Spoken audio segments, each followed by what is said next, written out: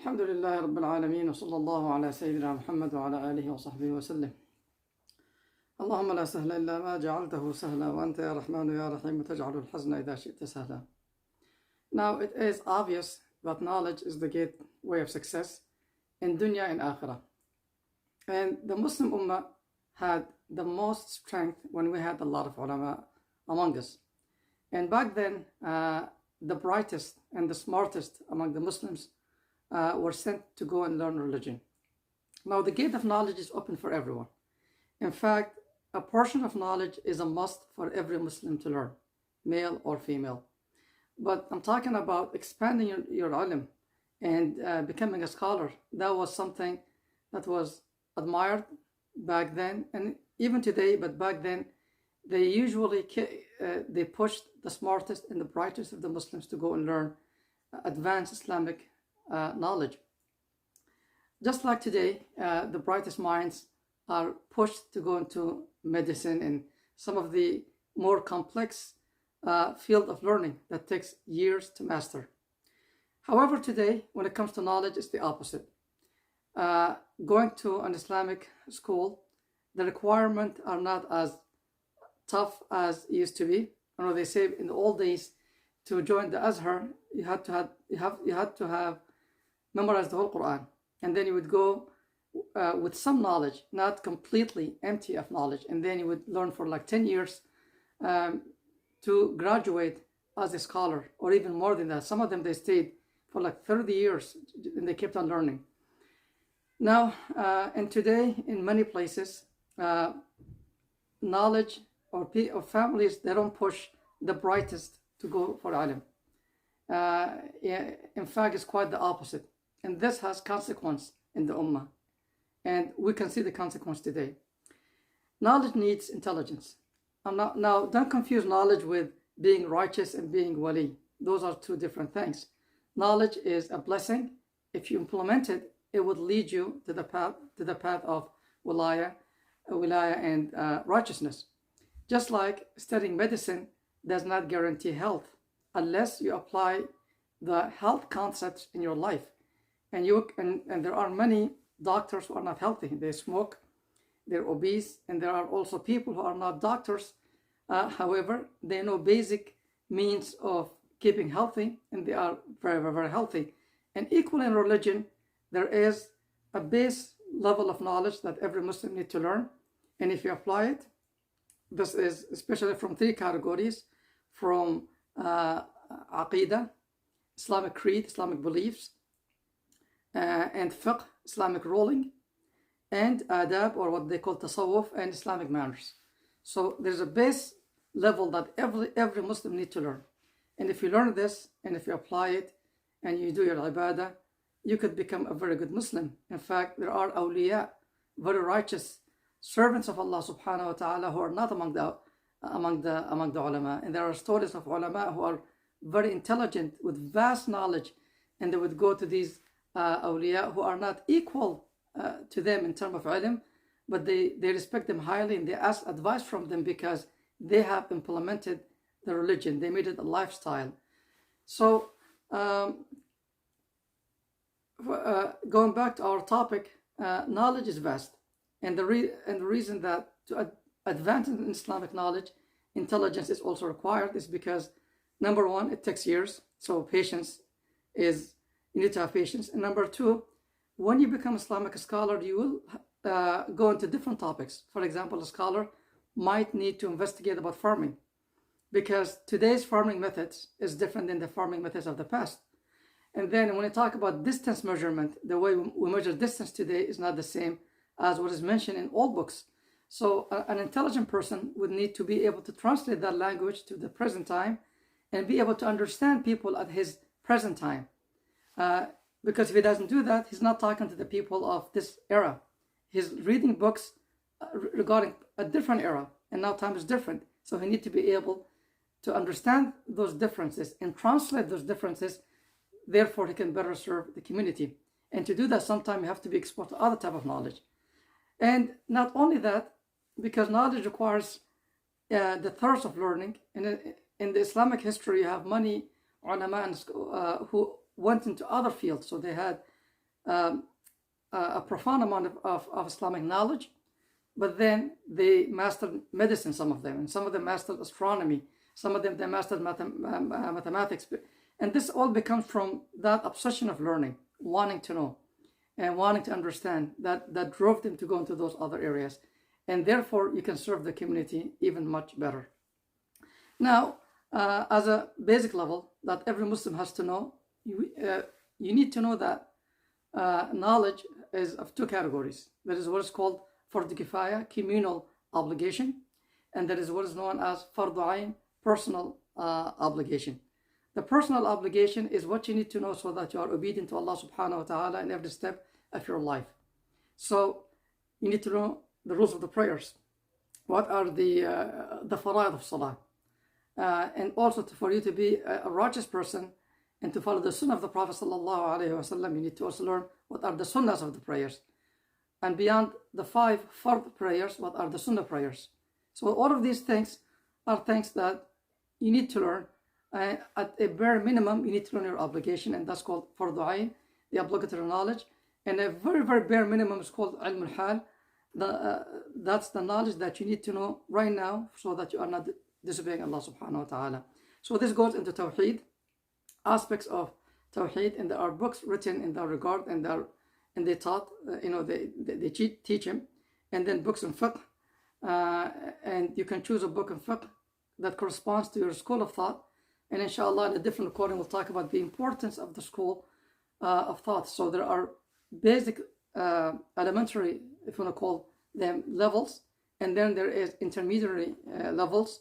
So the elementary levels, some of the books are like maybe like 100 pages. Some of them are actually maybe like 500 pages with the explanation, and they're still considered to be beginner level. And then there's the intermediary level, which are maybe like 2 or 3 volumes. And then you have the advanced, which are large volume books, maybe like 15 or 20 volume books in each madhab. So you need to know the basic first level so that you're praying salah properly, you're fasting Ramadan in the proper way, you're paying your zakah in the right way, and also you know which zakah is a must on you. There is zakah if you are doing trades, there's zakah on gold and silver, and once you know that knowledge, you would know what is obligatory upon you. And then you need to learn the Tawheed, and there are also books in Tawheed, famous books also. Al-Aqidah Sanusiyya is a very famous beginner level book, for example, among many other books that the ulama have written down. You need to learn those books. So you have learned the essential knowledge of belief that relates to Allah subhanahu wa ta'ala, his attributes, the day of judgment, and so on and so forth. And then you need to learn adab, manners. And these 3 combinations are important. You can't just focus on one. You can't just say, okay, I'm only going to learn manners. If you only focus on the manners and the knowledge of suluk, yes, inshallah, you're going to be like disciplined, you're going to have good manners if you, of course, apply them. But there is chances that you may be disobeying Allah subhanahu wa ta'ala by neglecting some of your obligations. So you can never be, if your dream is to become a righteous Sufi, like a devout worshipper, if you don't have the knowledge, you can never be a righteous Sufi if you don't know the basic of how to pray properly and how to make your wudu properly. Because Allah is not worshipped with ignorance. And if you just focus on fiqh alone, and you learn a lot about fiqh, but you haven't learned the manners, there's chances that you might be an arrogant person without you noticing. And you might even excuse yourself to be an arrogant person, and so on and so forth. So these 3 combinations are quite important. And the Prophet ﷺ said in one hadith narrated by Al-Bayhaqi, طلب العلم فريضة على كل مسلم, which means learning knowledge is an obligation upon every Muslim. That's why every Muslim has to have this basic level of knowledge that I mentioned earlier. And then those who have more desire and are eager, they continue to learn. And even when you continue to learn now, continuing to learn is an open path for everyone, for a layman or for someone who's specialized. However, the method of continuing to learn is different. That's not only in religion, that's like almost in every field. If you are a person who really desire health, your approach is different because you're not planning to become a doctor. So you're not focusing on major medicinal books. You're not going to an institution to learn. You may not have the desire of getting a university that testifies that you've learned, like getting a degree, for example. That's not maybe your goal. So your focus might be different, like people who are focused on reading about fruits and vitamins and keto and all those stuff to keep themselves healthy. They will never become doctors. They may have a lot of information about health, about what to eat and what carbs are, what acid does to your stomach and things in general, but they cannot become doctors who can prescribe things to you. And equally in religion, you have people who have interest in religion, so they're listening to general speeches, so they're listening to some hadith, but they don't have the eagerness to memorize and they don't have a roadmap. If I want to learn tafsir, okay, this is a beginner book, I need to finish this book, I need to study, I need to reach a specific level in this book, and then I'm going to go to this next book. And then in fiqh, I need to learn this level of book, and then once I'm done with this one volume, I'm going to go to the 3-volume book. I need to master it. People who think in that way, they have a chance to become a genuine student of knowledge and leading to the path of becoming a scholar if they stay on the path for years and they do the work. But people who don't have that kind of goal and they don't have the plan to become a alim, but they enjoy listening to religion and the advice, and they see the good impact it has in their life, and they like their mind to be reminded, and they like to hear stories of the Sahabas, but without really putting an effort into like memorizing and studying, without even like focusing on what level of books am I going to finish and which books are accepted in the ummah, like the ulama advise. And so you see, like the way you plan yourself, it can lead to a different way. So if you are a young person who wants to become a alim, who has you're eager for religious knowledge, think about these things carefully, and think about the books and their levels, and memorizing and studying. And finally, knowledge is important. So you have to seek your knowledge from someone who is trustworthy, someone who has a sanad, or an institution that has a sanad. So a sanad means a chain from your sheikh to Imam Abu Hanifa, or to Abu Hanifa took his knowledge from, for example, his ilm goes to Abdullah ibn Mas'ud, to Imam Shafi'i, and so forth, which all eventually goes back to the Prophet sallallahu alaihi wasallam. Likewise, if you learn the Quran, it's the same issue.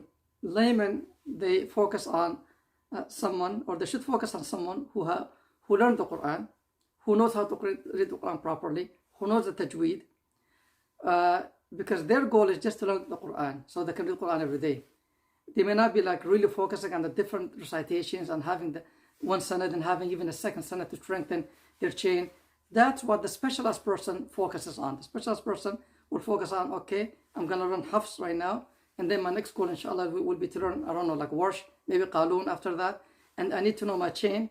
And once he learned, he would get a chain from his teacher back to the Prophet sallallahu alaihi wasallam, and then his goal will be to get ijazah, the ijazah to go and teach other people. And for him to get that ijazah, he will be tested by the sheikh that he has sufficient knowledge in Qur'an and the Quran, for example. And likewise, in other fields, the same thing applies. So there are different approaches for a lay person and for someone who's specialized. Now, if you want to specialize and you follow the path of a lay person, you're not going to be, you will never specialize, because you're not following that path. Just like if you want to go into medicine and become a doctor, and you just like listening to Dr. Oz, or or generic information about health, which might benefit you. You're getting good information, you're seeing it in yourself because you're applying it to yourself, but it will not lead you to become a physician. You watch shows about home renovation, and you're very good at it, you're fixing things. That path will make you a good person, have a good general understanding, and you can fix your home. But it doesn't mean you will become, like a certified, I don't know what they call them, people like who are special, who come and fix your home, and they have a path.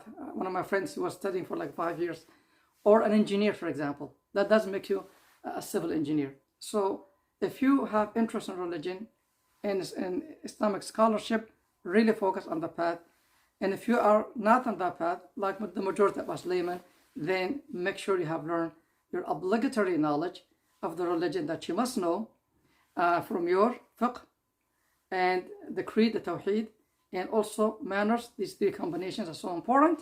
The ulama have mentioned them, and I'll give more examples in the future. Wassalamu alaikum wa rahmatullahi wa barakatuh.